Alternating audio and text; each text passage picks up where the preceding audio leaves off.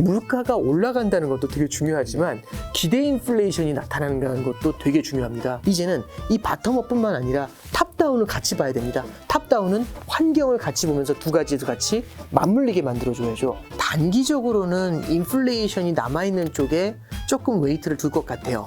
결국에는 고성장 저물가 쪽으로 이동을 하고 그 다음에 고성장 고물가로 다시 이제 넘어가는 그런 흐름이 나타나지 않을까 그렇게 좀 생각을 하고 있습니다.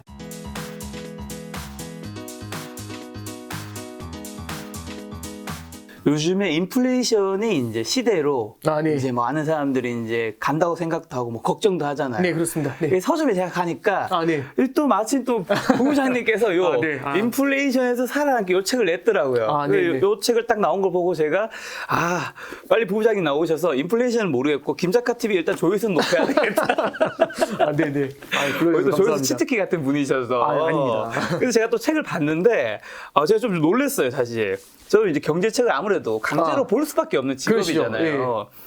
되게 사실 인플레이션이라는 단어 들어가면 이 단어가 들어가는 것 자체로 사실 굉장히 책이 뭔가 너무 어려울 것 같고 그런 생각이 드는데 책이 진짜 쉽고 재밌게 쓰여졌어요. 이거 진짜 제가 확실하게 말할 수 있는.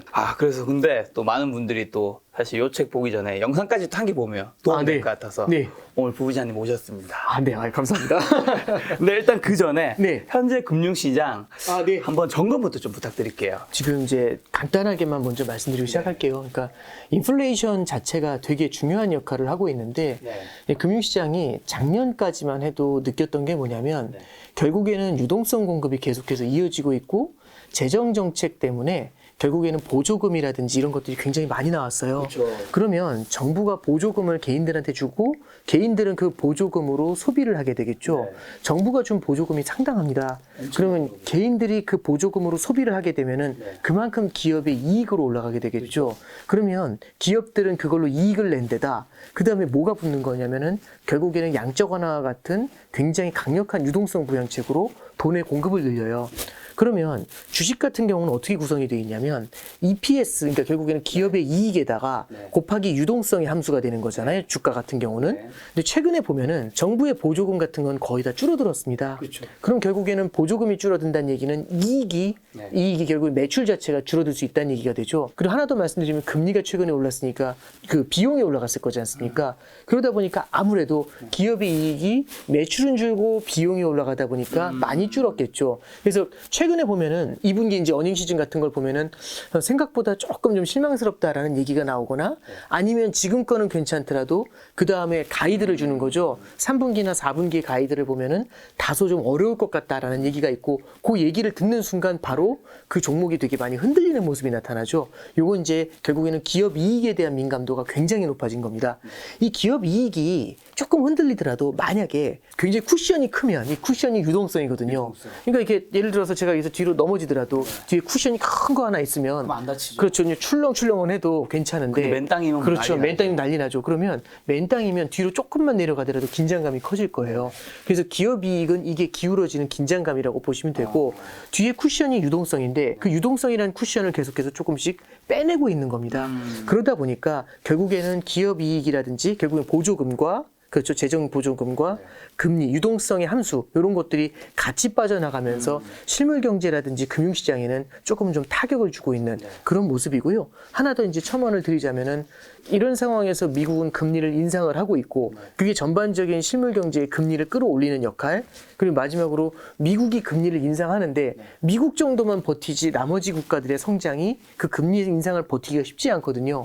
그럼 미국의 성장이 탄탄하게 유지되고 미국의 금리가 올라가게 되면 그럼 미국의 성장의 과실을 먹으려고 혹은 미국의 높은 금리를 먹으려고 유동성이 미국으로 오히려 몰리는 문제가 생기게 되니까 여기서는 이제 미국 달러화의 강세 요걸 생각해 볼 수가 있습니다. 그래서 주가 차원에서는 기업 이익과 유동성이 지금 흔들리는 것들 이런 것들이 주식시장엔 부정적이다. 전반적인 금리가 올랐다.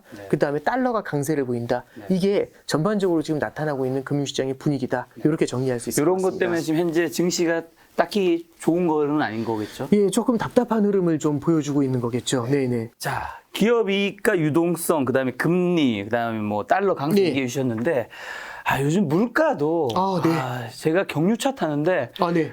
경유값이 깜짝 놀라셨죠? 뒤집어졌어요. 휘발유보다 높고 아, 예. 그 다음에 또 그럼 밖에 못 나가겠다 싶어서 집에서 뭐 시켜 먹으려고 하면 치킨 값도 요즘에 네. 또 장난 아닌 것 같더라고요. 보니까 네. 또 치킨이 9%, 전기료 11%, 네. 휘발유 29%이 수치가 이제 각 항목의 전년 대비 상승률인데 우리 생활과 맞닿아 있는 만큼 사실 체감하는 물가 상승률이 더 커지고 있는 것 네네. 같잖아요.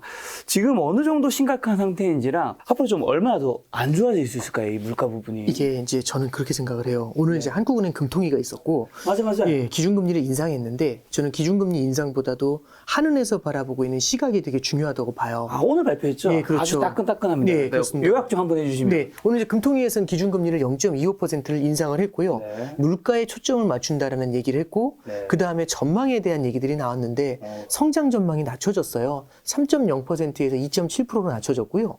물가 전망이 3.1에서 4.5로 올라갔거든요. 물가는 높아졌고. 네, 그렇습니다. 이게 이제 올해 연간으로 봤을 때는 소비자 물가 지수가 한 4.5% 정도 오르는 그런 모습일 거다 이렇게 보고 있는 거죠. 네. 이게 이제 뭘 시사하냐면 첫 번째는 성장은 마이너스 0.3만큼 흔들리는 거죠. 그럼 성장이 둔화되고요. 그 다음에 물가는 많이 뛰는 거죠. 3.1에서 4.5면은 진짜 꽤 많이 뛰는 뛰는 거죠. 그죠? 이걸 봤었을 때는 결국에는 성장의 둔화와 함께 물가가 올라가는 거. 그러니까 물가만 올라가더라도 예를 들어서 물가가 올라가도 소득이 탄탄하게 늘어나면은 그 괜찮죠. 충격이 괜찮죠. 괜찮죠. 근데 문제는 성장은 내려가는데 반대 방향으로 움직이고 있으니까 이게 물가 상승의 부담을 훨씬 더 크게 만들어주는 그런 요인이 첫 번째로 작용을 하고요. 두 번째는 기대 인플레이션이라는 게 있습니다. 거기서 이제 요즘 우리나라의 기대 인플레이션이 어느 정도 나왔냐면 3.3% 정도가 나오고 있는데 숫자가 중요한 건 아닙니다. 숫자가 중요하다기보다는 그 숫자가 갖고 있는 의미인데요. 2012년 이후에 가장 높답니다. 그러면 10년 만에 기대 인플레이션이 가장 높은 수준이거든요. 네, 그러면 어쨌든 기대 인플레이션이 많이 높구나. 여기서 지나갈 게 아니라 기대 인플레이션이 높다는 게 무슨 의미인지를 보는 거죠. 물가가 오를 거라는 기대감이 계속 올라가고 있는 겁니다. 물가가 오를 거라는 기대감이 생겨나면요. 사람들은 미래의 소비를 땡겨서 지금 사요. 물가가 오르기 전에. 더 비싸질 때. 그렇죠. 근데 그게 더 공고화가 되면 더 강화가 되잖아요. 그럼 더 멀리 있는 것들도 계속 미래에 있는 것들을 땡겨와요. 그렇죠. 예를 들어서 제가 이제 부동산은 모르지만 간단하게 말씀드리면 저는 집이 없는데 집값이 오를 것 같아요. 네. 그럼 뭐 어떤 질문에 대해서 답이 되냐면 이렇게 비싼데 왜 집을 사? 더 오를 것 같으니까. 그죠? 그러니까 왜냐하면 지금 현재 집값이 높은 것도 맞는데 지금 현재 주택 가격의 인플레이션도 강한데 더 오를 것 같다는 기대 인플레이션이 생기니까 이거를 이 높은 인플레이션에도 테이크를 할 수밖에 없게 되는 그런 문제가 생기는 그래서 거죠. 작년 11월에 네. 김 작가가 집을 샀어요. 더 오를까 봐. 아, 네네네. 아, 이게. 근데 요즘 하락 뉴스 나오고 아, 네. 실수한 것 같네요. 자, 그래서 이제 물가 얘기로 돌아오면 물가가 올라간다는 것도 되게 중요하지만 기대 인플레이션이 나타나는 것도 되게 중요합니다. 기대 인플레이션이 나타나면 이게 이런 관계를 갖고 있어요. 기대 인플레이션은 이 물가가 사라지더라도 그러니까 혹시 그런 얘기 들어보신 적 있어요? 그러니까 저는 이게 맞다 틀리다를 떠나서 이제 이런 얘기가 있어요. 집값이 떨어지더라도 그게 그렇게 오래 가지 않을 거다. 다시 올라올 거다. 왜? 이번에 집이 없었던 사람들이 굉장히 큰 충격을 받았기 때문에 그렇죠. 집값이 떨어지면 살 수밖에 없다. 이게 뭔 얘기냐면 기대 인플레이션, 집값이 오를 거라는 인플레이션이 남아있다는 겁니다. 그러면 실제 지금의 집값을 누르더라도 이 집값이 오를 거라는 기대가 다시 얘를 복원시킬 거란 얘기잖아요. 그래서 저는 물가 상승세 자체도 예전보다 많이 높아지고 있다. 그런데 성장이 둔화되니까 그 부담이 더 크다. 이게 1번. 두 번째는 물가만 보실 게 아니라 기대 인플레이션이 올라오기 때문에 이게 너무 세지잖아요. 그럼 지금 올라온 물가를 잡는 게 정말 어려워집니다. 밑에 근원에서 계속 뭔가를 뿜어내고 있는 거잖아요. 이쪽 적하고 싸우는데 뒤에서 구원군이 계속 오는 겁니다. 그래서 이 두 가지 관점에서 봤었을 때는 중앙은행도 결국에는 나설 수밖에 없는 인플레이션이 중요하다는 얘기가 나올 수밖에 없는 그런 상황이 아닌가 싶습니다. 지금 부동산 얘기해 주시러 그런데 네. 제가 여쭤봐도 되는지 모르겠지만 이제 부부장님은 매크로한 환경을 잘 보시는 분이잖아요. 이거 지금의 이런 그렇죠. 환경은 열심히 봅니다. 부동산 시장에 네. 좀 어떤 영향을 줄까요? 일반적으로 물가가 올라가면 부동산 시장에는 좋다 이제 이런 얘기들이 많이 있는데요. 이게 저는 조금 좀 다르게 볼 필요도 있다고 봐요. 뭐냐면 물가가 그러면은 안 높았을 때는 부동산 시장이 어땠을까? 이게 저성장 저물가 하에서요. 유동성을 많이 뿌리니까 부동산 가격이 많이 올랐거든요. 그렇죠. 예, 물가가 안 오를 때 부동산 가격이 많이 올랐잖아요. 그러면 부동산 가격이 어쩌면은 적정한 레벨보다 더 올라가 있다고 볼 수도 있는 거지 않습니까? 맞습니다. 그러면 물가가 상승하는 환경이 왔었을 때 과연 또 그만큼 올라가느냐? 오히려 그것보다도 굉장히 높아진 상태에서 그리고 부채가 높아진 상태에서 그리고 규제가 많은 상태에서는 금리가 인상되는 것에 대한 민감도가 높아질 거라고 봐요. 그러면 금리가 어디까지 높아질까가 이게 굉장히 중요한 포인트가 그렇죠. 되겠지만 지금처럼 이렇게 일정 수준의 물가를 잡기 위해서 금리 인상 속도를 빠르게 가져가는 상황에서는 부동산 시장도 예전처럼 그렇게 탄력 있게 튀어오르고 이렇게 가는 거는 단기적으로는 쉽지 않지 않을까? 뭐 그 정도는 말씀드릴 수 있을 것 같습니다. 지금 이제 금리 얘기해 주셔서 네네. 대한민국 최고의 이제 패드 전문가로 아, 그건 아니고요. 이제 부부장님 말씀하신 전혀 아니고요. 타칭, 아, 타임 많은 분들이 이렇게 얘기해 주셔서 아닌데요. 네네. 향후 이제 금리 인상과 QT 좀 어떻게 예상하시는지 또 그리고 최근에 뭐 눈에 띌 만한 패드, 연준의 이제 향보는 좀 어떻게 될까요? 네네. 이게 제가 이제 이렇게 말씀드릴게요. 또 네. 최근에 나오는 분위기를 좀 보고 말씀드리면 되게 황당하다고 느끼실 수 있겠지만 잠깐 비유를 하나 해서 말씀드리면 이제 군대에 가서 군대에 딱 가면 이제 군대 갑자기 이제 되게 싫어하실 것 같은데. 저 예전에 예. 제대하고 한 3년 차까지도 군에 입대하는 꿈을 꿨거든요. 진짜 그 꿈을 속에서 안 돼! 이거 있잖아요. 그러니까요. 남자랑 공감하는 그렇죠. 저 만기 병장 제대했습니다, 여러분. 이제 군대를 딱 가면 여러 유형의 이제 부대장들이 있잖아요. 근데 부대장분들 중에서 이제 이게 초반에 확 휘어잡고 그렇죠. 초반에 확 휘어잡고 나중에 풀어주시는 분이 있고 맞아. 초반에 되게 잘해주다가 말을 안 들으니까 나중에 확 잡으려는 사람들이 있어요. 있어요. 근데 이제 제가 겪은 걸로는 물론 이게 답은 아니지만 보통 전자가 더 인기가 많아요. 초반에 잡고 나중에 풀어주면 좋아하는데 맞아. 초반에 풀어주다 나중에 잡으려고 하면 미쳤나? 뭐 이런 생각들 되게 이미 처음부터 약간 만만하게 그죠? 생각하니까. 뭐야? 뭐 이런 느낌이 되게 일단 저부터도 그렇게 느꼈던 것 같아요. 그러니까 이제 이게 이 말씀 왜 드렸냐면 결국에는 이제 우리가 네. 인플레이션이라는 게 아까 말씀드렸던 것처럼 심리가 중요하다고 말씀드렸잖아요. 네. 그래서 연준이 지금 생각하고 있는 거는 두 가지 인플레이션을 보고 있습니다. 현재 물가 상승도 보고 있지만 말씀드렸던 것처럼 기대 인플레이션도 같이 보고 있어요. 그러면 기대 인플레이션이라는 거는 얘는 뭐뭐 할 것 같아라는 그 느낌인 거죠. 그러면 왜 군대 얘기를 했냐면 이 사람은 이렇게 움직일 것 같아. 이게 기대 인플레이션이거든요. 이 부대장에 대한 기대잖아요. 예를 들어서 부대장이 정말 엄격하게 훈련을 시킵니다. 그리고 굉장히 많이 통제를 해요. 그러면 통제를 하고서 엄청나게 얼차려를 많이 준다고 쳐요. 그러면 나중에는 어떤 일이 벌어지냐면 부대원들이 부대장이 특별히 얘기하지 않아도 무언가 잘못된 행동을 하려고 할 때 이러다 큰일 난다. 이렇게 하면서 스스로가 올가매지는 네, 조심하죠. 예, 그렇죠. 가스라이팅이라고 해야 되나요? 이게 정확하게 모르겠는데 이제 스스로가 이제 심리적으로 위축이 되는 모습이 나타나게 돼요.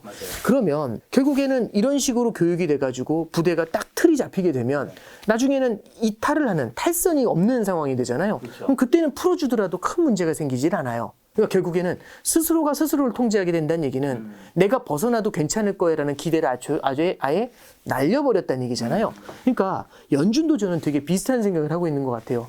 초반에 확실하게 금리 인상을 해가지고 인플레이션에 대한 기대를 갖다가 목을 날려버리게 되면 나중에 경기부양책으로 돈을 또 뿌리더라도 물가가 튀어오르는 일은 별로 없을 겁니다. 근데 만약에 이걸 방만하게 계속 놔두잖아요. 그러면 물가가 어마어마하게 오르는 상황이 펼쳐질 수 있어요. 물가가 오를 뿐만 아니라 기대 인플레이션까지 생기게 되면은 얘는 고질병입니다. 고질병은 예를 들어 이런 거예요. 제가 예를 들어서 뭐 홍길동이 심장에 병이 있어요. 심장병 때문에 여기 피부가 안 좋다고 가정해보죠. 그랬더니 병원을 갑니다. 피부약을 줘요. 그럼 피부약 발랐더니 피부가 좀 나아요. 그럼 재발하겠죠. 왜냐하면 결국에는 근원의 병이 있는데 근원을 해결해야 되는데 그 근원이 기대 인플레이션이에요. 그죠? 그래서 연준에서는 뭘 되게 두려워하냐면 이 기대 인플레이션이 고착화되는 거. 이게 고질병이 돼버리면 나중에 이런 겁니다. 성인병 같은 거 있잖아요. 평생 달고 산대요. 그러니까 증상이 완화가 되는 거지 완치가 되는 게 아니잖아요. 증상이 완화가 됐다가 조금만 무리를 하면 다시 아파요. 금방금방 올라오지 않습니까? 그러면 인플레이션이랑 기대 인플레이션이 같이 자라나잖아요. 얘를 잡아도 조금만 경기 부양을 위해서 돈을 뿌리잖아요. 그럼 바로 인플레이션이 올라와요. 그러면 지난 10년 동안 글로벌 금융위기 이후에 어마어마한 부양책을 썼거든요. 물가가 올라오진 않았었어요. 왜? 기대 인플레이션에 싹을 잘랐었으니까. 그 전에. 근데 이게 다시 파릇파릇 돋아나는 겁니다. 그럼 지금 이후에 이런 가정을 해보는 거죠. 앞으로 20년, 30년이 될지 모르지만 위기가 한 번은 찾아오지 않을까요? 찾아오겠죠. 그러니까 괜찮아. 세계 경제는 항상 좋아질 거야. 이런 전제를 하신다면 할 말은 없지만 위기가 찾아오면 그때는 돈을 또 뿌려줘야 되는 문제가 생길 수 있잖아요. 그렇죠. 근데 못 뿌리는 겁니다. 왜? 고질병이 됐기 때문에. 왜냐하면 뿌리려고 하니까 물가가 팍 튀어 올라오는 거죠. 그래서 이 기대 인플레이션이라는 고질병을 애초에 싹을 자르고 가려고 하는 거죠. 그래서 연준이 굉장히 세게 그래서 뭐 3.5%까지 올린다 이런 식으로 막 으름장을 놓으면서 시장을 뒤흔들어 놨어요. 근데 최근에 분위기가 조금 바뀐 게 어떤 얘기를 하냐면 이런 얘기가 나와요. 첫 번째는 8월 달까지 금리를 2.0%까지 올려놓겠다 이런 얘기를 해요. 보통 연말까지 3.5 올리겠다 이랬던 사람들이 8월까지 2.0을 만들겠다는 얘기를 해요. 그럼 왜 나머지는 얘기 안 할까? 왜냐하면 8월까지 2.0이 되잖아요. 2.0 정도 된 다음부터는 조금 분위기 전후좌우 상황을 한번 보겠다는 얘기죠. 간을 보겠다. 간을 보겠다는 얘기죠. 그럼 만약에 2%까지 올렸는데도 어느 정도 시장이 먹혔다면 뭐 그렇게 세긴 안 하겠죠. 그렇죠. 그러니까 뭐냐면 아까 말씀드렸죠. 부대 굉장히 강하게 타이트하게 해줘가지고 겁을 많이 줬어요. 그래서 이렇게 나가면 안 될 것 같아. 스스로가 스스로를 통제한다면 기대 인플레이션이 통제가 된다면 그럼 더 갈 필요는 없는 거죠. 그렇죠. 근데 만약에 통제가 안 됐으면 더 가겠죠. 네. 그래서 일단 쉼표를 한 번은 주겠다라는 뉘앙스의 표시들을 조금씩은 날리고 있습니다. 네. 네, 그래서 방금 말씀드렸던 것처럼 8월 달까지는 뭐 2%를 올리겠다. 내지는 또 이런 얘기가 나와요. 8월 달까지 금리를 올린 다음에 9월 달은 조금 쉬어갈 수도 있다. 뭐 이런 얘기를 하는 사람이 있고 옐런 재무장관 같은 경우는 여름까지 금융시장이 흔들리더라도 크게 고민하지 않을 것. 뭐 이런 얘기를 이제 기사들에서 조금씩 나오고 있어요. 그러니까 제가 하는 얘기가 아니라 기사에서 나오는 얘기를 그대로 이제 읊어드리고 있는 겁니다. 이런 얘기들이 나오고 저기 이제 가장 매파적인 사람이 누가 있냐면 제임스 블라드라는 사람이 있어요. 요즘 그분 아주 유명해졌어요. 요즘 파월 의장보다 유명해졌어요. 그분이 제일 유명한 것 투자자 분들 중에서 제일 유명합니다. 다른 청재들 이름 그렇죠. 모르는데. 그 사람 또 나왔냐고. 그런데 네네. 그분이 이제 무슨 얘기를 하냐면 인플레이션이 제압이 된다라는 게 우리 통제하에 있다라는 게 보인다면 그때는 내년에 2023년에는 금리를 인하할 수도 있다라는 얘기를 하죠. 통제하에 있다면이란 말이 물가가 내려간다면도 있지만 기대 인플레이션이 잡힌다는 얘기도 됩니다. 굳이 갈구지 않아도 알아서 안 하는 거죠. 아까 그래서 재미없는 그 비유, 군대의 비유를 해드린 이유가 이런 데 있는 겁니다. 그래서 최근에는 연준도 어느 정도 통제가 됐나? 현재까지 막 때렸잖아요. 어느 정도 통제가 됐나? 그거를 여름 이후에 2%에 도달한 다음에는 그때부터는 조금은 한번 살펴보면서 가지 않을까. 현재는 그런 뉘앙스 얘기가 나오고 있습니다. 그러면 이제 8월에 이제 2%라면 그 이후의 향보는 이제 뭐 크게 두 가지인 거잖아요. 그렇죠. 그 두 가지 중에서 지금 이제 부부장님은 어느 쪽으로 생각을 하고 계신가요? 첫 번째는요, 이거 안 되겠네라고 하는 케이스가 있죠. 안 되겠네 하면 더 세게 가야죠. 그렇죠. 근데 어느 정도 주춤한 모습이 나타나요. 그러면 이제 양호해지는 건데, 이렇게 말씀 좀 드릴게요. 이게 조금 좀 길게 돌아가는 것처럼 보이겠지만, 인플레이션이 나타난 원인을 볼 필요가 있어요. 그렇죠.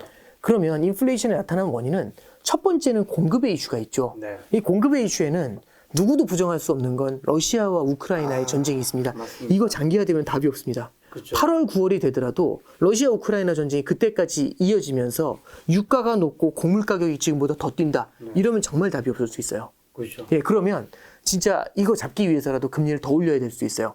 근데 많은 분들이 이 생각하시죠. 아니 러시아 우크라이나 전쟁하는 걸 금리 인상해서 어떻게 잡아? 러시아 우크라이나 전쟁을 잡을 수는 없는데요. 금리 인상하면 뭘 잡을 수 있냐면 러시아 우크라이나 전쟁으로 인해서 인플레이션이 장기화되잖아요. 커지고 장기화되면 기대가 생겨요. 그 기대가 생기는 걸 계속 막을 수는 있죠. 최대한 제어할 수 있죠. 네. 뭘 하면서 수요를 최대한 늦추면서 공급이 안 되니까 수요를 늦추면서 물가가 튀는 걸 계속해서 막아줄 수가 있는 겁니다. 이 전략으로 갈 수밖에 없어요. 그래서 이 경우는 참 예측할 수 없는 변수다라는 말씀을 드릴 수 있는데 그냥 저는 이제 이런 건 같이 봐요. 공급망이 조금은 좀 풀려줄 거라는 가정하에 어떤 게 있냐면 결국에는 미국의 소비 수요가 굉장히 탄탄해요. 미국의 소비 수요가 탄탄한 이유는 보조금도 많이 줬고요. 금리도 낮았고요. 물가도 낮았어요. 그리고 자산 가격이 많이 올랐어요. 그럼 예를 들어 홍길동이라는 친구가 미국에 사는데 집값이 3배가 뛰었고, 그죠? 그런 다음에 연금 계좌에 주식이 들어있는데 주가가 엄청 올랐던 거죠. 그냥 뭐 지금이야 좀 떨어졌겠지만 옛날에 비해서 많이 올랐죠. 그래도. 그리고 보조금도 엄청나게 들어왔어요. 그리고 대출이자도 안 나가요. 금리가 워낙 낮아서. 그리고 물가도 싸요. 그럼 소비 많이 해야죠.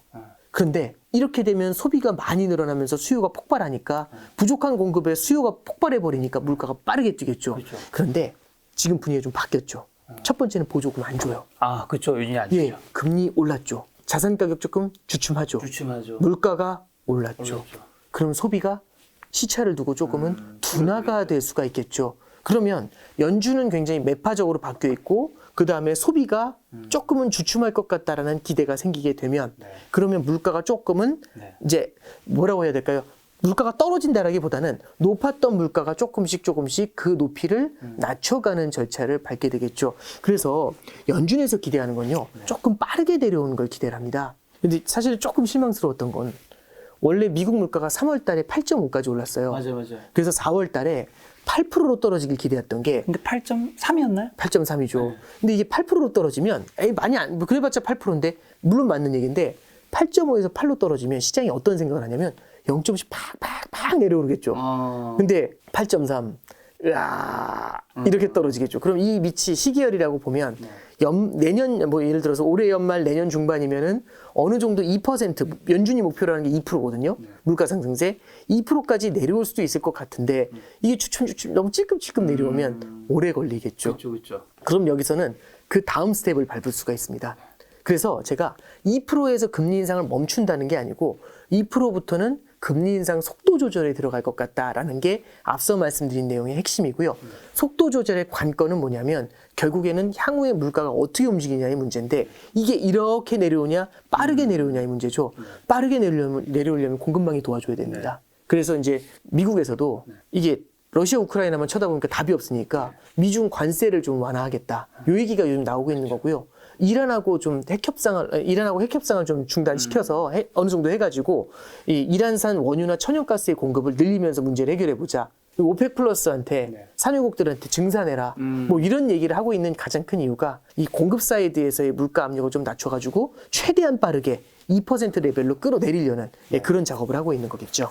물가 측면에서 요즘 중고차 가격도 요즘에 좀 떨어진 게 어쨌든 과거 대비해서 굉장히 많이 올랐잖아요. 네네네. 책에서 인플레이션 중 하나로 공급만 꼽았는데 이것도 다 관련돼 있는 거겠죠. 당연히 관련이 돼 있는 게 결국에는 뭐 반도체 수급 같은 게 안 되니까 결국에는 요즘 마이너스 옵션으로 신차를 요즘도 그러나요? 모르겠는데 마이너스 옵션으로 신차가 나온대요. 그러니까 뭐냐면 뒤에 저 삑삑삑삑 하는 거 있잖아요. 주차할 때. 그런 거 없으면 뭐 지금 바로 나올 수 있어요. 이제 이런 얘기죠. 하나 붙을 때만 좀 그렇죠. 늦게 나오는. 예. 물론 이제 그건 종목하시는 분들이 이미 말씀을 다 해주셨겠지만 이렇게 되면 신차의 공급이 안 되다 보니까 중고차에 대한 수요가 늘어나고 그러다 보면 중고차 가격이 뛰는 이슈가 생기게 돼요. 그리고 이제 미국 같은 경우는 리오프닝하고도 맞물리게 되다 보니까 당연히 이제 중고차에 대한 수요가 폭발을 하면서 중고차 가격이 많이 올랐었죠. 다만 최근에는 공급망이 조금은 좀 풀렸다고 합니다. 뭐 많이 풀린 건 아니고 그러다 보니까 고공비행을 하던 중고차 가격의 상승세가 조금은 주춤해지고 있다. 뭐 이 정도 얘기까지 나오고 있습니다. 방금 전에 말씀해 주신 러시아 우크라이나 전쟁은 인플레이션을 이제 자극했는 건 다들 알고 있는데 좀 구체적으로 좀 어떤 부분들을 더 많이 자극하고 있나요? 이게 보통 지정학적 불안이 생기면 기업들이 투자를 안 하고 그러면은 고용이 안 되고 임금이 낮아지니까 디플레이션 압력이 높아져요. 일반적으로는. 와, 근데 이게 러시아 우크라이나는 좀 독특한 게 러시아는 세계 1, 2위의 산유국입니다. 그리고 러시아가 생산한 우랄산 원유가 결국은 유럽으로 흘러 들어가는데 유럽으로 흘러가는 파이프라인을 우크라이나가 갖고 있어요.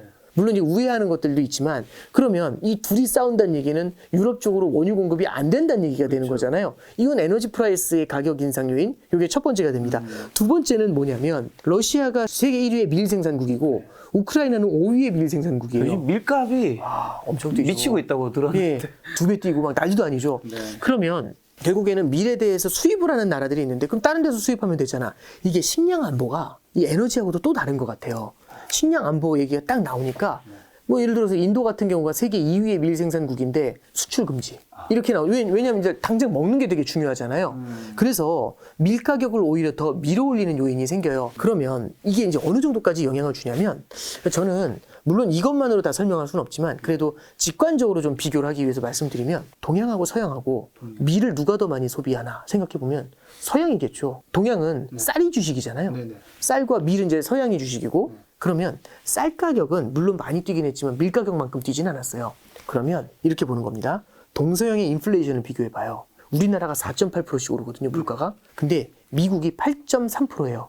훨씬 높죠. 그렇죠. 독일이 7.4예요. 중국이 2.1이거든요. 그럼 동양과 서양이 쫙 갈리는 느낌이 나죠. 물가 상승률이. 이게 뭐 여기에 물론 여러 가지 요인이 작용하겠지만 그 중에 하나는 식품 가격의 상승 요인이 미국에 비해서는 서양에 비해서는 동양이 조금 덜한 부분도 있다라고 생각이 됩니다. 그래서 최근에 외신 뉴스 보면은 동서양의 인플레이션이 좀 갈려 있다. 그런 얘기가 나오는 이유도 이런 데 있는 거고요. 그래서 이제 우리는 러시아 우크라이나의 분쟁이라고 쓰고 인플레이션 리스크다 이렇게 읽을 수가 있는 겁니다.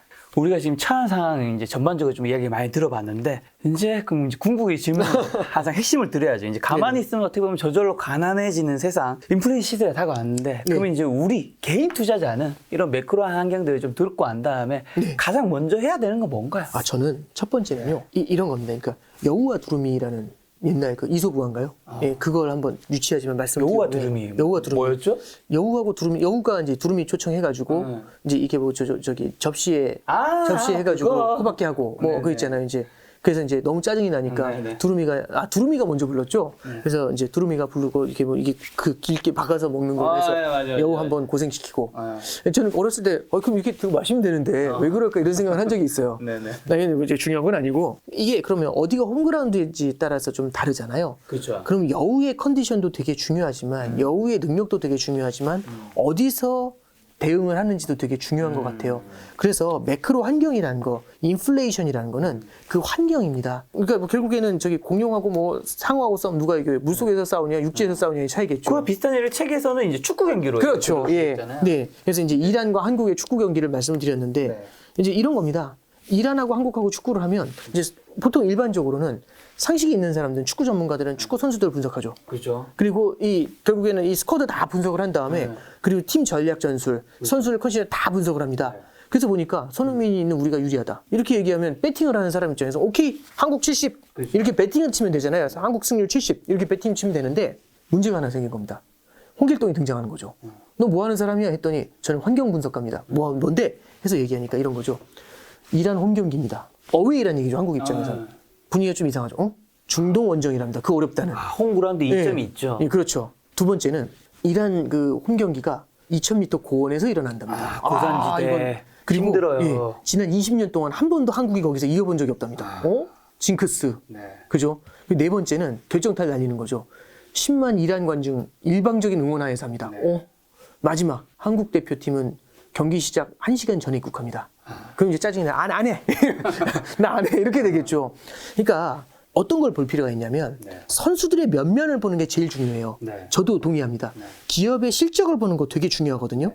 근데 그 기업이 어느 환경에서 플레이를 하고 있는지도 되게 중요하다고 생각을 해요. 그러면 경기를 분석하는, 환경을 분석하는 홍길동한테 물어보는 거죠. 그래서 주가 올라떨어져. 한국 이겨져. 모르죠. 근데 알고 보니까 한국이 아니라 브라질이라면 제 생각에 그 환경에서도 이기지 않을까요? 그렇죠. 그러니까 이게 그런 압도적인 그 팀, 압도적인 기업 이런 걸 찾는 것들도 답이 될 수가 있고요. 그래서 뭘 말씀드리고 싶냐면 첫 번째는 환경이 유리했었던 우리나라 홈 경기에 우리나라한테 제일 컨디션 좋은 8시에 경기했던 그 모습으로만 판단을 하면 어려워질 수 있는 거죠. 지난 15년 동안, 20년 동안 인플레이션을 본 적이 없고요. 지금의 인플레이션은 40년 만에 겪는 겁니다.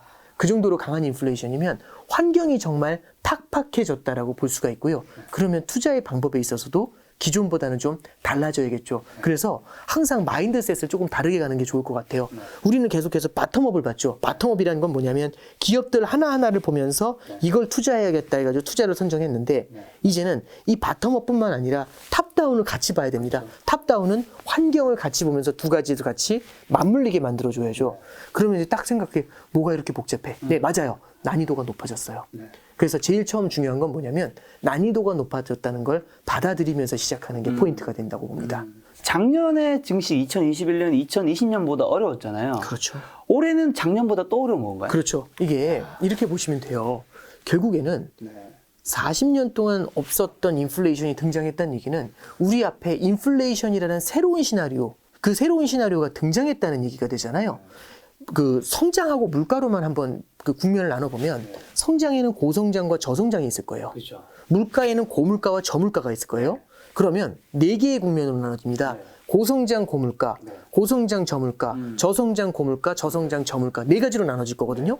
작년에는 고물가 국면을 생각할 필요가 없었습니다. 왜? 물가가 올라오질 않으니까. 적어도 2020년도 말까지 그리고 작년도 상반기까지는. 그런데 물가가 올라왔죠. 그러면 고물가 시나리오 2개가 들어온 거예요.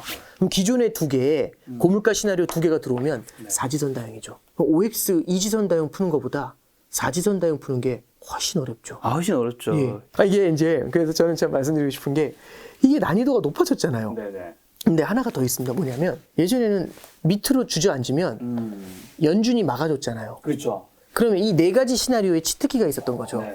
정말 힘들면 와일드 카드 던질 수 있었던 거죠. 근데 와일드 카드 못 던지죠. 왜? 못 던지죠. 연준이 안 해주는 게 아니라 지금 못 해주고 있죠. 예. 더 던질 카드가 없는 거 아닌가요? 돈을 지금 풀어주면 물가가 더 세지잖아요. 그러니까. 지금은 할 수가 없는 겁니다. 그러면 사실상 답 없음 이러는 지문이 하나 더 들어오는 거죠. 오지선다행이죠.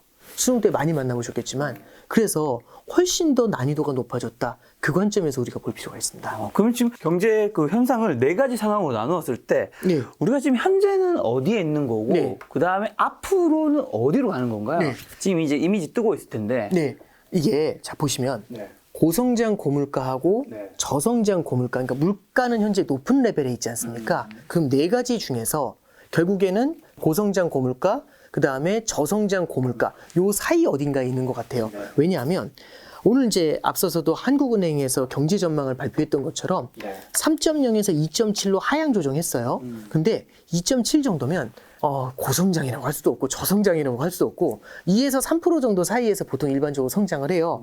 그러면 그 정도 수준이라고 한다면 성장 레벨에서는 고성장과 저성장이 가운데에 박힙니다. 근데 물가는 높은 레벨에 있잖아요. 그러면 고성장 고물가, 저성장 고물가 사이에 어딘가에 위치해 있는 게 아니냐.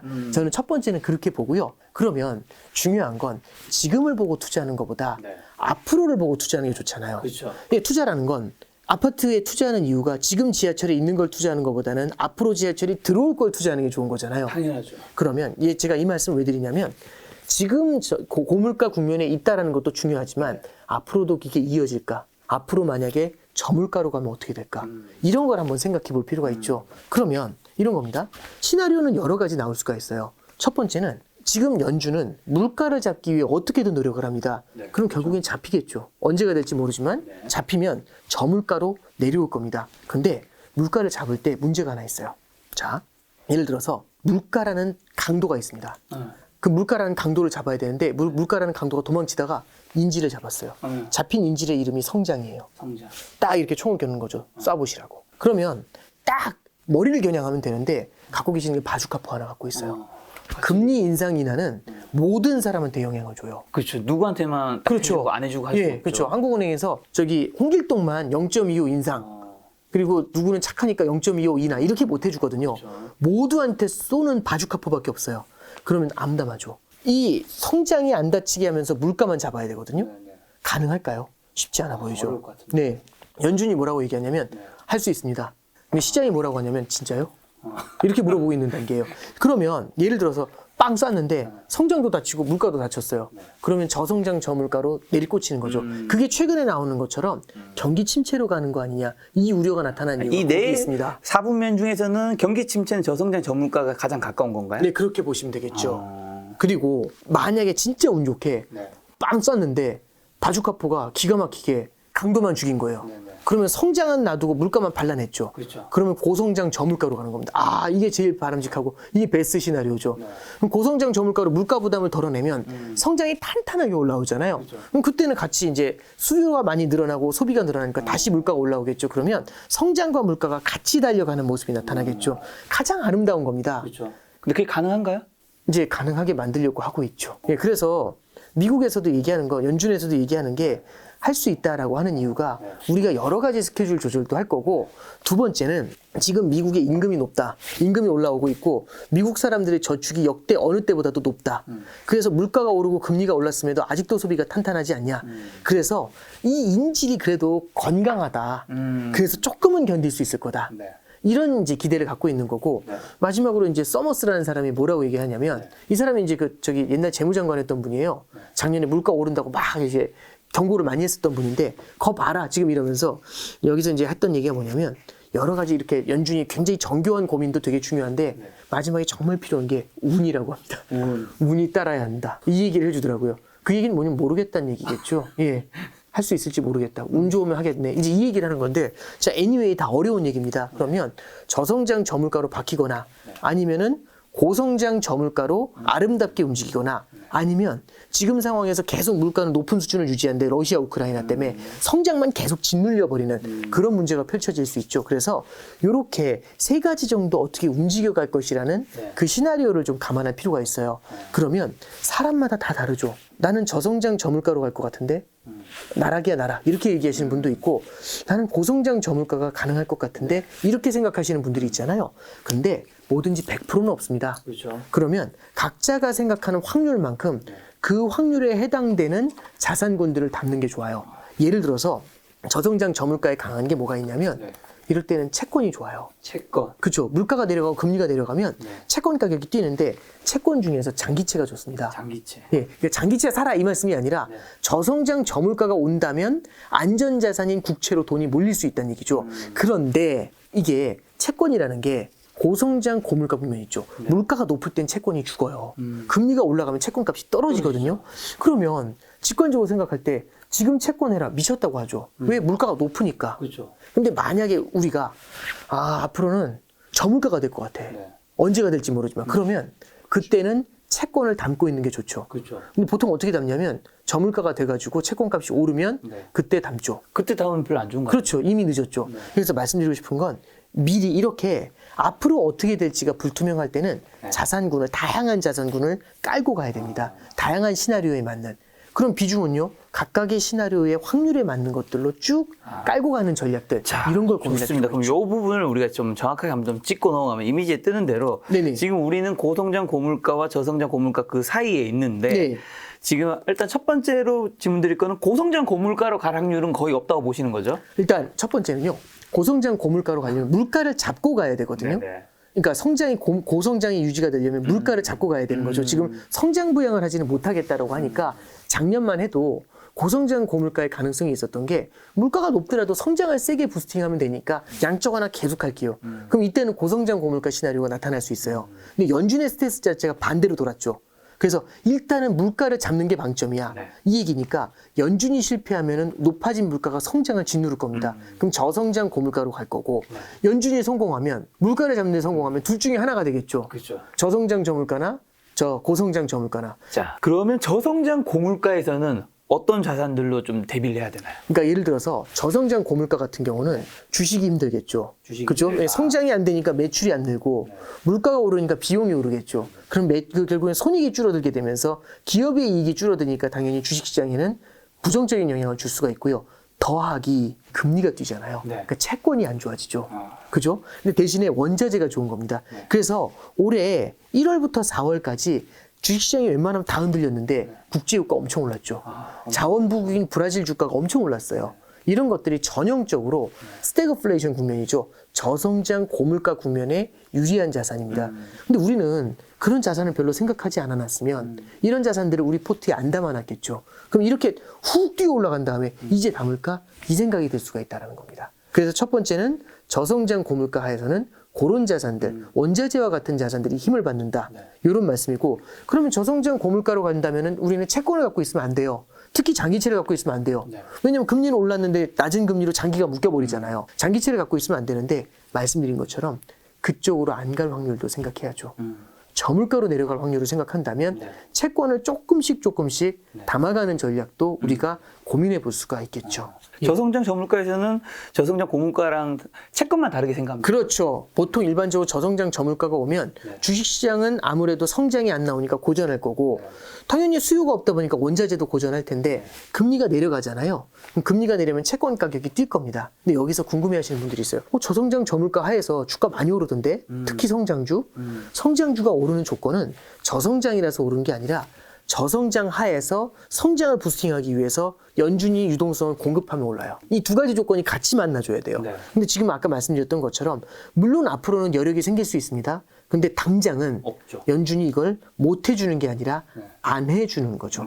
예, 그래서 지금 당장으로서 본다면 저성장 저물가에 대해서는 주식시장은 조금 힘들 것 같고 오히려 원자재도 힘들고 이럴 땐 오히려 채권이 각광을 받을 수가 있습니다. 자, 남은 그럼 고성장 저물가에서 고성장 저물가 하에서는요, 2017년이 그 분위기였거든요.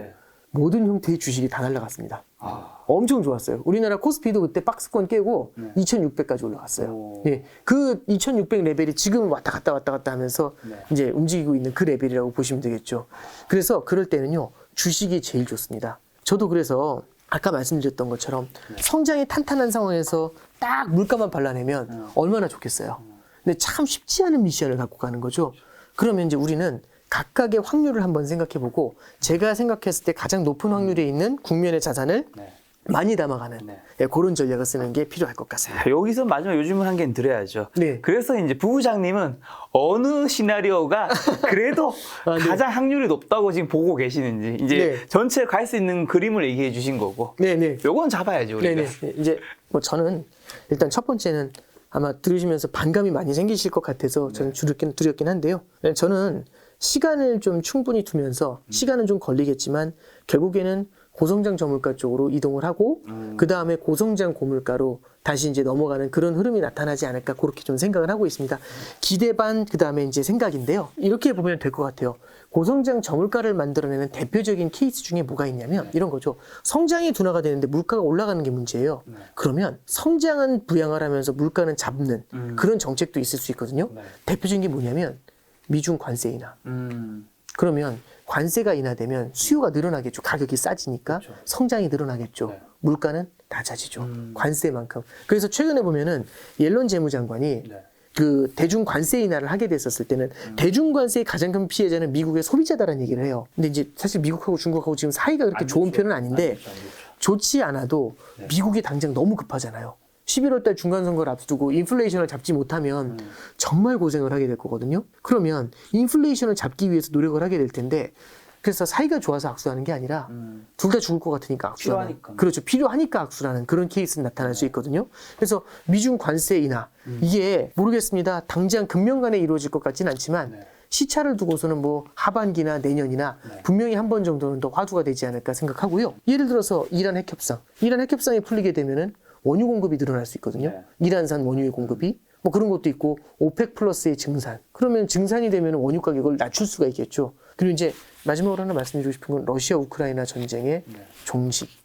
종전이죠. 이거는 제 생각에는 정말 중요한 이슈 중에 하나라고 봅니다. 만약에 러시아 우크라이나가 뭐 진짜 좀 재수없는 얘기지만 2년 간다. 그럼 이제 그러니까 이 가정하는 것들이 다 틀려나갈 가능성이 높아지는 거겠죠. 예, 그럼 저성장 고물가로 계속 박히는 문제가 생기죠. 뭐 러시아 우크라이나 전쟁은 사실 그 누구도 이게 언제 끝날지 누가 예측을 할 수 있겠어요. 이거는. 그래서 저도 이렇게 좀 말씀 나누다 보면은 가장 곤혹스러울 때가 그 질문하실 때가 제일 어려워요. 네, 어떻게 답을 해드려야 되나. 자, 저성장 전문가가 아까 네. 경기 침체라고 얘기해 주셨잖아요. 네. 그럼 경기 침체 요즘 사실 키워드가 점차 늘어나고 있잖아요. 네네. 신문에서도. 네네. 실제로 올 확률이 진짜 약간이라도 있긴 한가요? 아니면 전혀 없는데 너무 우리가 위기를 좀 생각보다 좀 크게 생각하는 부분도 있을까요? 저는 약간이라도 있다고 보고요. 약간은 있다. 물론 거대한 경기 침체가 온다고 하시는 분들도 있어요. 근데 개인적으로는 그 정도 레벨까지는 생각하지는 않습니다. 일단은 미국의 은행들의 자본이 굉장히 많아서 금융위기 때하고는 좀 달라요. 그러니까 충격이 찾아오고 이 충격으로 인해서 무슨 일이 생기는 거냐면 금융위기는 충격으로 인해서 금융기관들이 부채가 많았거든요. 그렇죠. 금융기관들이 모두 도산을 해버리는 거죠. 굉장히 부실해집니다. 금융기관은 자본주의 경제에서는요, 심장과 같아요. 온몸에 피를 뿌려줘야 되는데 외부의 충격으로 심장이 멈춰버리는 거예요. 그게 금융위기거든요. 은행들이 자본이 별로 없어요. 근데 지금은 은행들이 자본을 상당히 많이 쌓아놨습니다. 그럼 웬만한 충격이 와도 얘네가 버틸 수가 있거든요. 그래서 저는 뭐 경기 침체 가능성은 있지만 그런 아주 극렬한 경기 침체라기보다는 오더라도 마일드한 경기 침체 7, 8개월 정도 되는 그런 마일드한 경기 침체의 가능성이 좀 있지 않을까 예, 그렇게 좀 생각을 합니다. 그래서 모르겠습니다. 그러니까 너무 안이하게 경기 침체 안 와 걱정 마 이것도 아니고요. 너 너무 극단적으로 재앙적인 일이 일어날 거야. 요거는 저도 그 부분에 대해서는 두 가지 다 반대를 한다. 이렇게 말씀드립니다. 이 물가가 오르는 측면에서 사실 중국도 빠뜨릴 수는 없잖아요. 중국 방역 정책, 그러니까 봉쇄 정치로 인한 공급망 정체랑 저지역 경기 둔화가 또 증시에 부담이 되는 것 같은데 이 부분은 또 어떻게 좀 보고 계세요? 이게 중국의 성장이라는 게 되게 중요한 포인트인 것 같아요. 중국의 성장이라는 건 소비도 연결이 돼 있거든요. 그렇죠. 중국이 소비를 못하면 대중무역 수출을 하는 그 국가들이 굉장히 힘들어져요. 한국도 거기에 들어갑니다. 중국이라는 거대한 경제 하나가 성장하지 못한다는 건 굉장히 큰 이슈를 주고요. 상하이의 봉쇄라는 게 결국에는 항만부터 시작해서 봉쇄가 일어나게 되면서 결국에는 공급망을 더욱더 악화시키는 문제가 생기죠. 그래서 저도 상하이 봉쇄가 이렇게 오랫동안 이어질 거라고 생각은 못 했는데 이제 저도 근데 저 의료계 쪽에 계시는 분들의 어떤 코멘트를 봐도 조금 이해가 되는 게 결국에는 중국의 의료 체계의 문제 때문에 여기서는 제로 코로나를 좀 엄격하게 실시할 수밖에 없는 상황이다. 이 부분들을 좀 생각을 하면은 어쩌면은 중국의 경기 둔화가 다른 국가들에도 조금 일정 수준 좀 부정적인 영향을 줄 수도 있는 거 아니냐 이런 생각을 하게 됩니다. 마지막 악재 하나만 더 점검하면 원달러 환율도 지금 사실 1290원 후반까지 찍었다가 지금 1260원대까지 내려왔지만 어쨌든 1200원대를 원래 뚫으면 좀 다시 내려올 거 생각하시는 분들이 많았는데 계속 위에 있어요. 네네. 이게 저도 원달러 환율이 1200원 위에서 이렇게 오랫동안 머물렀던 게 참 오랜만인 것 같아요. 거의 없었던 것 같아요. 금융위기 이후에는 없었던 것 같은데요. 환율이 이제 이렇게 많이 높아지게 된 가장 큰 이유는 미국의 금리 인상하고 맞물려 있는 면이 큽니다. 근데 이제 아까 앞서도 말씀드렸다시피 어쩌면 8월 정도 2%까지 오른 다음에는 조금 보고 가자. 이런 분위기가 형성될 수 있죠. 그러면 금리가 막 올라가다가 이제 거의 다 왔나 하면서 탁 멈추겠죠. 그러면 금리 상승세가 미국의 금리 상승세가 예를 들어서 숨을 죽이게 되면 그 높은 금리를 수취하기 위해서 달러에 대한 수요가 높았다가 그게 아닌가 봐 이러면서 달러의 수요가 좀 떨어지면서 달러 가치가 좀 내려올 수 있죠.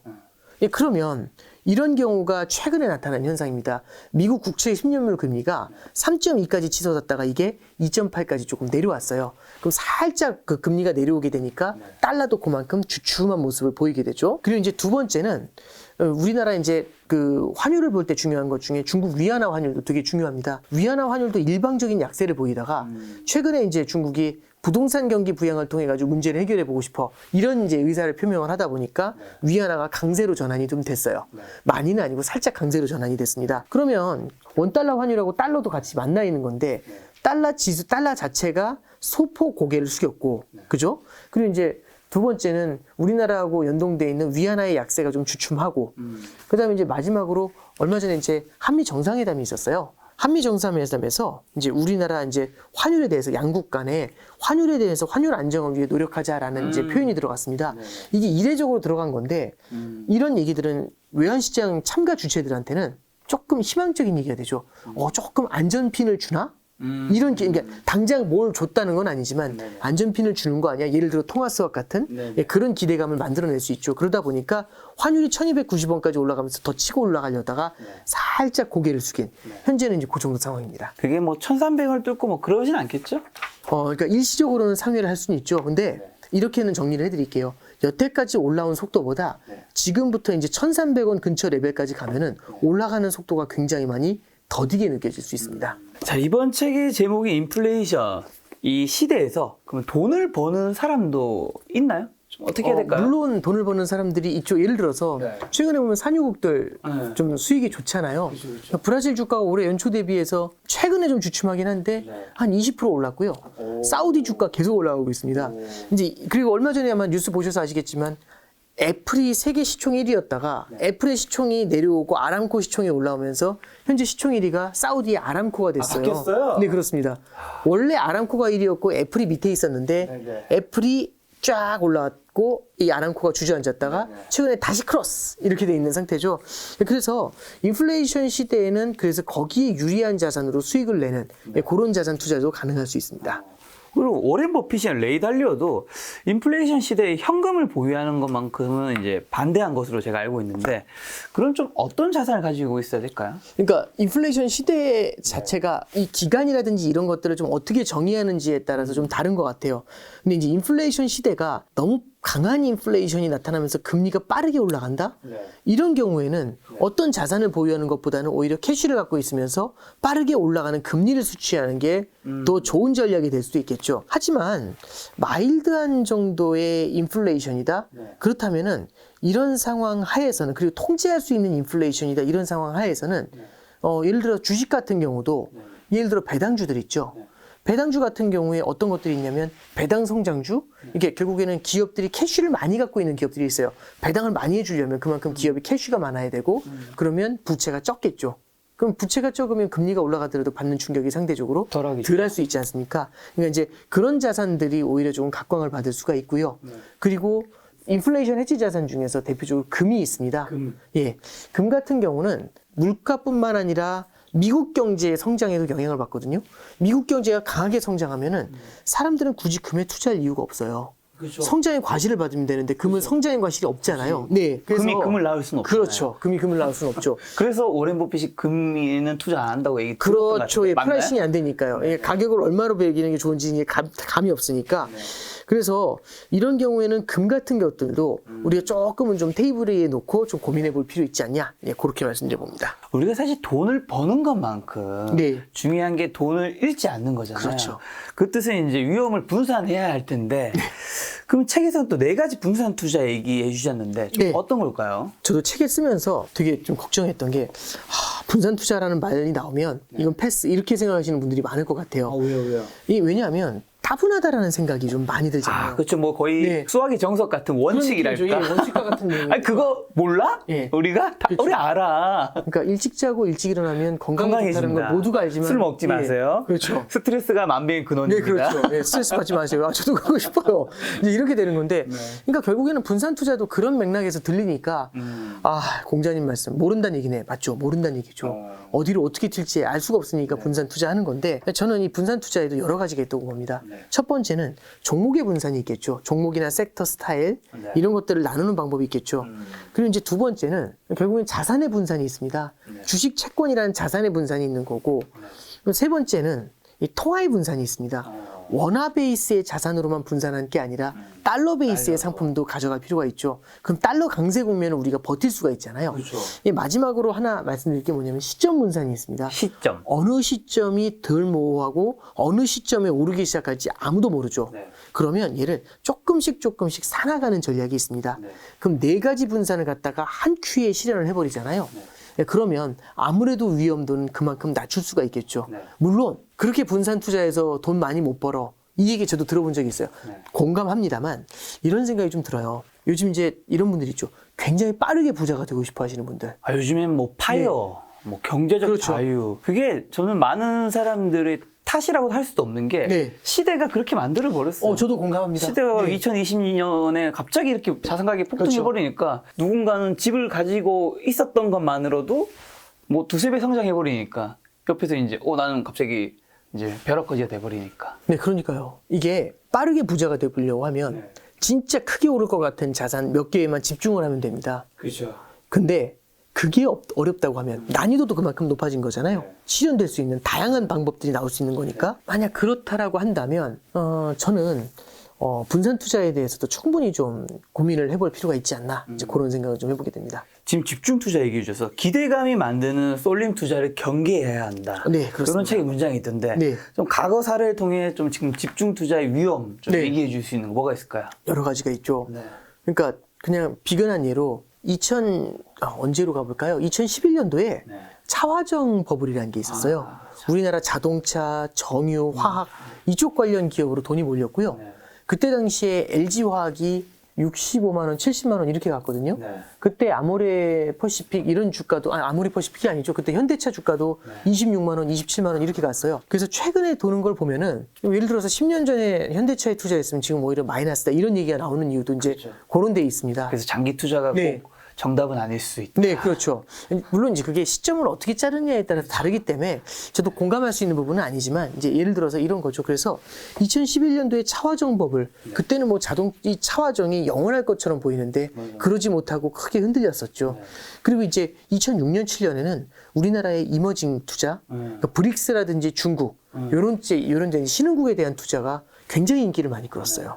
그리고 2000년도에는 우리나라 코스닥 닷컴 버블이 있었죠. 닷컴 버블 거기 뭐 네. 닷컴만 붙으면 뭐 난리 그렇죠. 났다면서요. 그리고 이제 1995년, 96년에는 전 세계적으로 태국 투자 붐이 불었었습니다. 태국. 네. 그 태국이 제일 먼저 망했던 게 97년도 3월에 무너지죠.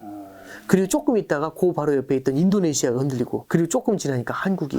예. 그래서 이런 기업들이 뭘 만드는 거냐면 어딘가로 특정한 자산으로의 쏠림 투자가 나타날 수가 있다라는 거예요. 이런 쏠림 투자가 환경의 급격한 변화에 의해서 만약에 흔들리게 되잖아요. 그러면은 굉장히 오랫동안 고전을 할 수가 있습니다. 그래서 저는 어떤 쏠림 투자들보다는 쭉 깔아놓고 가는 전략, 이게 훨씬 더 낫다라고 봅니다. 네. 그럼 쭉 갈아놓는다라는 측면에서 지금 분산 투자도 아까 네, 얘기해 그렇습니다. 주셨잖아요. 좀 이 분산 투자를 해야 되는 것까지만 얘기하면 너무 이제 원칙이니까 네. 좀 비중을 배분한 다음에 지금 이 시점에서 네네. 어느 정도로 조금 비중을 조절하면 좋을까요? 그러니까 저는 예를 들어서 이런 거죠. 이제 사람마다 바라보는 시각이 어느 국면으로 몇 프로의 확률로 갈지를 모르니까 그걸 갖다가 뭐 제가 정답을 드릴 수 있는 건 아니지만 저라면 단기적으로는 인플레이션이 남아있는 쪽에 조금 웨이트를 둘 것 같아요. 왜냐하면 당장은 바로 물가가 훅 주저앉진 않을 거잖아요. 그리고 오히려 물가가 내려오는 속도가 되게 느릴 수가 있습니다. 그러면 당장은 고물가 쪽에 있는 시나리오가 조금 더 가능성이 높다라고 보고요. 시간이 흘러가면서 물가가 떨어지는 모습을 확인할 수 있잖아요. 그때마다 조금씩 더 비중을 저성장 사이드에 있는 자산들의 비중을 늘려가는 전략. 이런 전략으로 보시는 게 맞지 않나 그렇게 봅니다. 자, 미국 대형 성장주를 책에서 동굴의 우상에 빗대어 표현하신 게 좀 기억 남는데 애플, 마이크로소프트 같은 미국 대형 성장주가 불경기에도 안전할 거라 믿고 사실 투자하신 분들이 사실 굉장히 많았죠, 작년에. 미국으로 작년에 사실 그래서 많이들 넘어가신 거고 그래서 서학 개미들이 탄생한 건데 이것도 역시 좀 조심해야 하는지. 네. 저는 이제 이렇게 말씀을 좀 드리고 싶어요. 이게 꼭 미국 대형 성장주만 그런 게 아니라 이게 어떤 스토리가 너무 탄탄한 떨어질 수 없을 것 같아서 모두가 좋아하는 그런 기업들이 있을 수 있어요. 그런 주식이. 그런 주식들의 주가는 굉장히 높아지는 경향들을 보이죠. 그러면 이제 우리가 이렇게 생각을 해볼 수 있어요. 뭐냐면 미국의 빅테크가 올해 초 작년 말에 어떤 정도까지 평가를 받았냐면 금리가 오르든 내리든 탄탄하게 버티죠. 왜냐하면 이 기업들은 부채도 많지 않아서 금리가 올라도 빚이 별로 없으니까 큰 타격이 없어. 물가가 올라도 소비자한테 가격 전가가 가능해. 이런 얘기가 있었거든요. 그 얘기 진짜 많이 했어요. 예, 그렇죠. 그러면 굉장히 가격 전가도 가능하고 이런 것들이 가능한 데다가 만약에 시장이 흔들리고 하면은 그때는 결국에는 코로나 국면이 펼쳐지더라도 결국에는 빅테크들, 테크주 쪽으로 돈이 아마존 이런 쪽이 더 활용이 높아질 거잖아요. 그러면 얘는 금리가 오르건 내리건 물가가 오르건 내리건 코로나가 오건 안 오건 그 다음에 실물 경제 충격이 다가와도 안전자산으로서 인기가 많죠. 그러면 얘는 안전자산이 아니에요. 완전자산이에요. 완전자산. 그죠? 완벽한 자산이잖아요. 근데 과연 이게 그러면 어느 국면에도 너무 튼튼한 애가 맞냐? 저는 이제 이런 생각을 해보는 거죠. 오히려 사람들이 그런 이미지를 갖다 보니까 그 내러티브, 그 스토리가 붙다 보니까 오히려 그런 자산 쪽으로의 쏠림이 생기는 거 아니냐. 그럼 쏠림이 생긴다는 얘기는 유동성의 힘이 붙는 거죠. 그렇죠. 그럼 주가가 오르죠. 그럼 예를 들어서 이런 겁니다. 유동성의 힘으로 어떻게 주가가 오르죠. 언제 그랬냐면 코로나 때 올랐죠. 엄청 올랐죠. 주저앉는 걸 유동성의 힘으로 하늘로 끌어올렸잖아요. 그러면 다른 곳에서 돈이 빠져가지고 이렇게 미국 쪽의 자산으로 흘러가게 되면 미국 쪽의 자산이 탄탄한 강세를 보이는 경향들이 나타날 수 있죠. 그러면 다른 건 다 흔들리는데 미국 자산이 좋아요. 와, 이런 거죠. 그럼 완전 자산의 신화가 더 공고화되는 겁니다. 스토리가 있는데 가격이 올라요. 퍼포먼스가 나와요. 대안이 없어요. 그럼 얘밖에 없죠. 그렇죠. 그래서 미국 주식 쪽으로의 쏠림이 이제 그런 데서 가능하다고 보는데 제가 미국 주식에 대해서 딱 이게 좋다 안 좋다 이 말씀을 드리려는 게 아니라 이쪽으로도 막무가내로 쏠리는 거 우리가 경계하자라는 말씀에서 드리는 말씀인데요. 예를 들어 이런 거죠. 튜브가 있어요. 튜브 바람을 빼봤죠. 튜브 바람을 빼는 거는 결국 이거 꼭다리 떼고서 이렇게 쭉 눌러주면 되잖아요. 네. 근데 이제 제가 이제 아들내미하고 같이 이제 수영일 끝내고 튜브 바람을 빼러 왔습니다. 튜브 바람을 빼는데 자 이제 여기 탁 열고 피 하고 바람을 빼기 시작해요. 근데 성격이 급하니까 이제 누르게 되겠죠. 아들내미한테 얘기합니다. 뭐라고 얘기하냐면 이렇게 얘기하는 거죠. 자 이제 아빠 바람 뺀다. 그럼 이 튜브가 쪼그라들어. 탱탱하던 게 쪼그라들어. 이제 이렇게 얘기했죠. 그랬더니 아 오케이 하면서 보는데 저쪽에 앉아 있어요. 근데 이 튜브를 갖다가 바람을 빼다가 안 빠지니까 빨리 빼야 되잖아요. 그럼 보통 누르죠. 확 눌러요. 그럼 어떤 일이 벌어지냐면 여기는 눌리는데 저기는 빵빵해지죠. 왜 공기가 절로 쏠리니까. 그렇죠. 아들이 갑자기 물어봅니다. 아빠 바람 빼고 있어? 바람 빼는데 오히려 더 뚱뚱해지는데? 그럼 이 튜브는 바람을 넣어도 뚱뚱해지고 바람을 빼도 뚱뚱해져요. 그럼 제가 자, 답을 합니다. 1번. 이거는 바람을 넣건 빼건 계속 뚱뚱해지는 마법의 튜브야. 1번. 2번. 좀만 있어봐. 어느 게 답일까요? 2번. 그렇죠. 좀 있으면 빠질 거 아니에요. 그렇죠. 왜냐하면 나중에 이걸 누를 수도 있잖아요. 그렇지 않나요? 그러면 저는 이제 말씀드리고 싶은 게 결국에는 어쩌면 양적 긴축이나 금리 인상과 같은 경우는 실물 경제에서 이 금융시장에서 유동성을 빼는 거예요. 유동성을 빼면 여기 애들이 가만히 있는 게 아니죠. 취약한 애들에서 털려 나와가지고 어딘가로 쏠릴 수가 있겠죠. 그죠? 그러면 그런 쏠림에 의해서 나타난 어쩌면 그런 형태의 자산 밸류에이션일 수도 있다라는 거죠. 그죠? 그럼 이런 쏠림들은 결국에는 이제 나중에 이쪽으로만 너무 많이 갔었을 때는 리스크가 커질 수 있다는 겁니다. 거품이 많이 있었을 수 있다. 그렇죠. 예. 그러니까 그게 거품인지 아닌지까지 판단할 수는 없겠지만은 유동성의 힘이 한쪽으로 몰리는 경향들이 나타날 수 있다.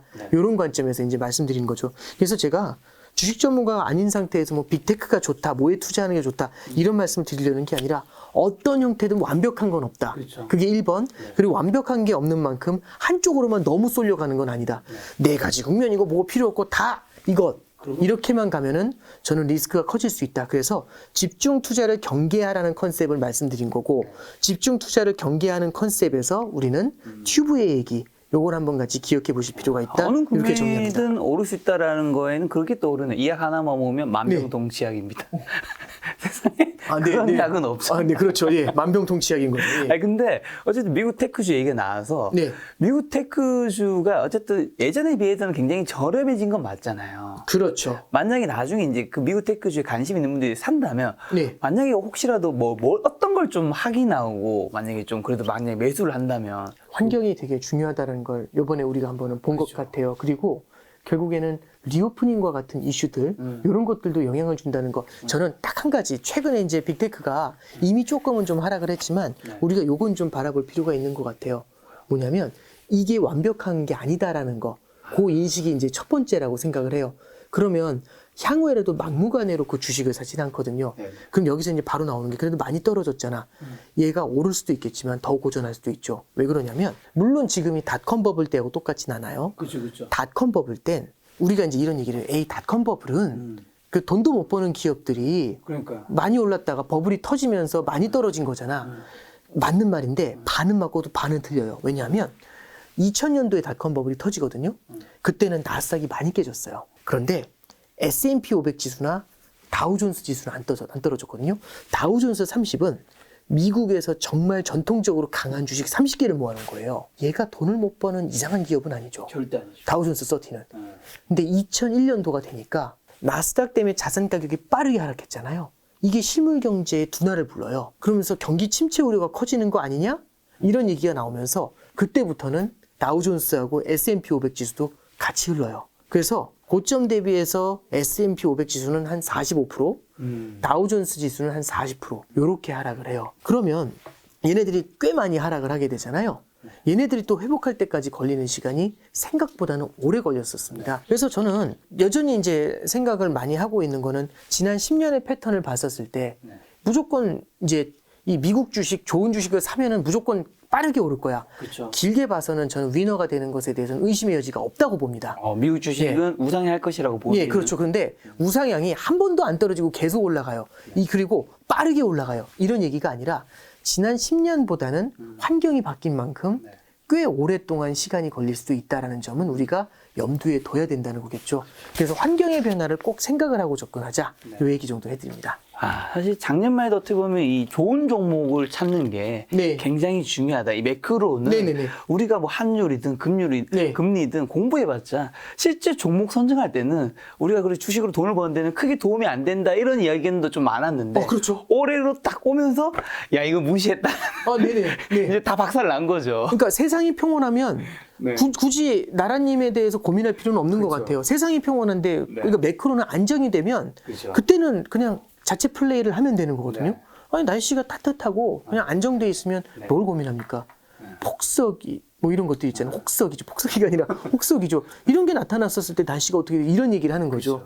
그래서 이제 작년 상반기까지는 유동성이 계속해서 흘러나올 때니까 수영장에 물이 계속 차는데 그냥 뭐 그런 비유 있잖아요. 물이 빠져야 누가 발가벗고 수영을 했는지 알 수 있다. 무슨 고민을 하겠습니까? 근데 갑자기 이제 물이 빠져나가는 상황이 펼쳐지는 것들, 이제 물이 빠질 때, 썰물 때 그때 고민을 하게 되겠죠. 그래서 저는 딱 닥쳐서가 아니라 그 전에 빈집털이라는 게 있잖아요. 빈집털이 당하기 전에 이렇게 조금 그런 형태의 자산들을 대비하면서 깔아놓는 것도 필요한 것 같다. 뭐 이 정도 좋은. 그런 측면에서 우리가 이제 매크로하는 이제 거시경제를 알아야 될 텐데 네. 거시경제 공부하면 뭐 이런 것까지 좀 예측할 수 있다. 이런 뭐 예시를 들어준다면 아마 요 책의 판매량도 좀 더 높아지지 않을까. 저도 이제 되게 어렸을 때는 네네. 예측할 수 있다라는 생각을 되게 많이 했었던 것 같아요. 근데 그렇죠. 우리가 나이가 네. 젊을 때 오히려 네. 확신을 더 세게 하잖아요. 네. 나는 반드시 뭐 확신한다, 뭐 나 무조건 할 수 있다. 그렇죠. 하면서. 이제는 조금 무슨 생각을 하냐면 네. 매크로는 우리가 투자를 할 때 감안해야 될 요소가 되는 거지 매크로를 가지고 무언가 오를 주식을 찍어내고 네. 이렇게 가는 건 조금 쉽지는 않다고 생각을 해요. 그래서 뭐 매크로를 보는 사람한테 부동산 어디 아파트 사 이거는 좀 너무 오바되는 케이스라고 생각을 해요. 그리고 저는 매크로를 열심히 공부해가지고 기가 막히게 미래를 예측할 거야. 저는 그런 관점이 아니라 저는 이제 매크로를 공부하면 공부할수록 뭘 느끼냐면 잘 모르겠다를 느낍니다. 잘 모르면요. 투자는 어쩔 수 없이 할 수밖에 없는 거잖아요. 이렇게 금리가 낮은데. 그렇죠? 그럼 투자를 어쩔 수 없이 할 수밖에 없는데 잘 모르고 있다는 걸 더욱더 많이 알고 그리고 확신이 있는 거죠. 아, 완전한 자산이 존재해. 그게 아니라는 걸 알잖아요. 그러면 어떤 생각이 드냐면 그러면 많이 깔고 가야 될 것 같아. 포트폴리오 분산 투자를 해야 될 것 같아. 그리고 그 상황에서 매크로의 변화가 빠르게 움직이는 게 보일 때가 있어요. 그러면 그럴 때는 조금 더 높은 확률의 자산을 조금 더 담아가는 전략들 이런 것들을 받아들이게 됩니다. 그래서 저는 굉장히 이제 그 매크로를 갖다가 이해한다라는 거는 우리가 포트폴리오 투자를 받아들일 준비를 해나가는 과정, 그거라고 생각을 합니다. 그 무엇도 확신할 수 없고 알 수 없기 때문에 분산 투자는 꼭 그래서 반드시 해야 되는 영역이다. 그렇습니다. 네. 자, 그럼 마지막으로 올해 하반기 주식 투자 하시는 분들이 좀 어떻게 대응하면 좋은지만 좀 한마디 해주신다면. 저는 이런 생각을 해요. 그러니까 위기라는 게 있고 조정이라는 게 있다고 생각을 합니다. 조정하고 위기는 달라요. 위기는 금융 시스템 전체가 뒤흔들어지는 거죠. 글로벌 금융위기 같은 거고요. 조정이라는 거는 주가가 빠지는 겁니다. 물론 혹독한 조정은 존재하겠죠. 근데 이제 이런 생각을 하면 좋을 것 같아요. 지금 그러면 연준이 금융위기를 만들려고 하고 있느냐? 그건 아닌 것 같아요. 이런 겁니다. 물가가 계속해서 올라가서 기대 인플레이션이 커지면 고질병이 됩니다. 고질병이 되면 평생 경기 부양을 할 수가 없어요. 하려고 할 때마다 물가가 찾아올 테니까. 그래서요, 여기서 잡고 가려는 겁니다. 그럼 이제 비유를 하자면, 굳이 비유를 하자면 이런 거예요. 여기서 내깔려 놔두면 1년 후에 굉장히 큰 병이 될 수 있고, 그러면 그때는 큰 수술을 해야 돼요. 살지 죽을지도 몰라요. 1년 이상 수술을 해야 되고.